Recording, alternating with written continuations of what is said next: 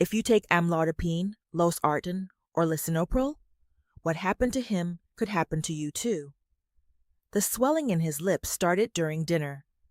20 minutes later, he couldn't swallow his own saliva. The pill that caused it was sitting in his cabinet for 2 years without a single problem.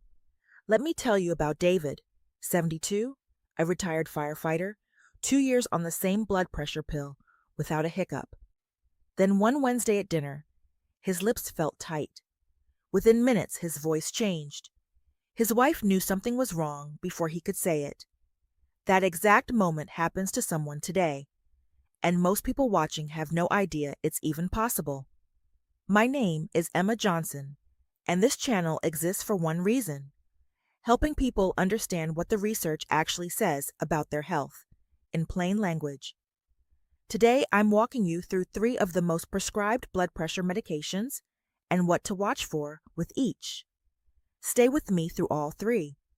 Number 2 causes a side effect that affects women far more than men, and almost nobody tells them why. Here's the one idea you need before we go further, because it changes how you'll listen to everything else. I call it same goal, different roads. All 3 of these medications do the same job. They lower your blood pressure, but each one takes a completely different route to get there. That means each one carries its own different warning sign. Quick one before we dive in. Where are you watching from today? Drop your city or country below. I read every comment. Item number 1, Losartan, and a danger that comes from genuinely trying to do the right thing. Let me tell you about Lisa, 66, told by her doctor to cut back on salt. Being careful, she swapped to a heart-healthy salt alternative and used it on everything, every day. Here's the problem. Losartan already nudges your blood potassium upward slightly as part of how it works. Most people only picture potassium hiding in bananas. It's also the main ingredient in many salt substitutes, sold to the exact people told to cut sodium.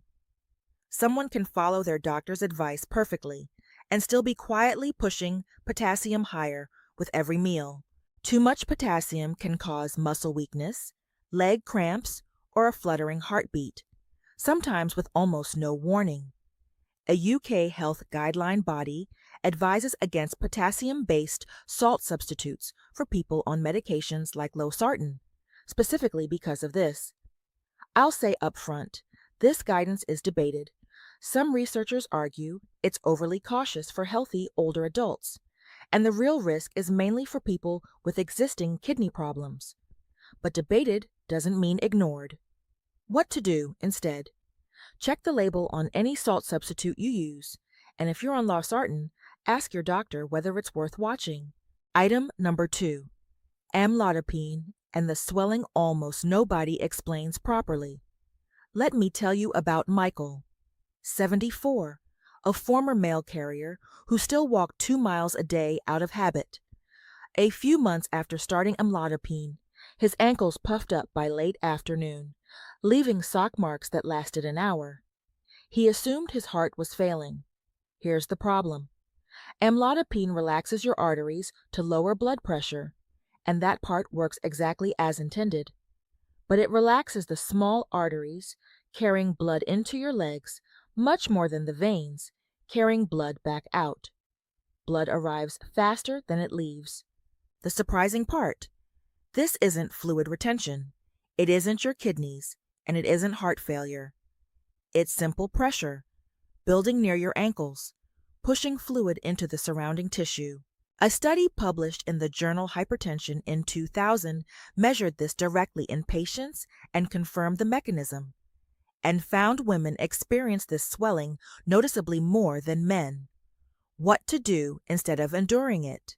Elevate your legs in the evening and tell your doctor rather than stopping the pill on your own.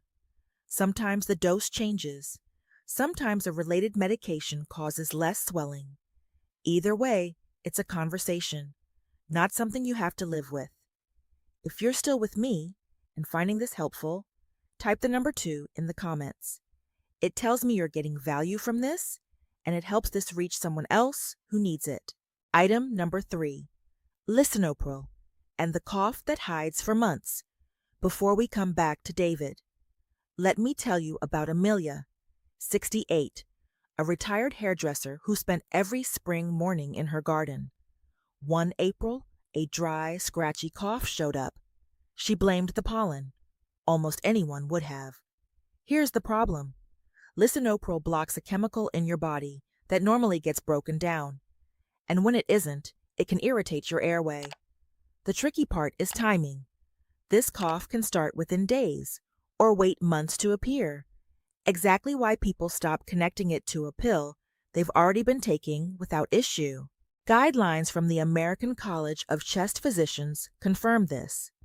Onset can range from hours after the first dose to months later, and the cough usually clears within 1 to 4 weeks after stopping the medication. What to do instead? If you've had a dry, scratchy cough that nothing fixes, mention your medication's timeline to your doctor, even if it started months in. Switching to a related medication often clears it up within weeks. Now, here's where David comes back in. If you ever notice swelling of your lips, tongue, face, or throat, especially if breathing or swallowing feels difficult, that is not the cough. That's called angioedema, a medical emergency. Call emergency services immediately.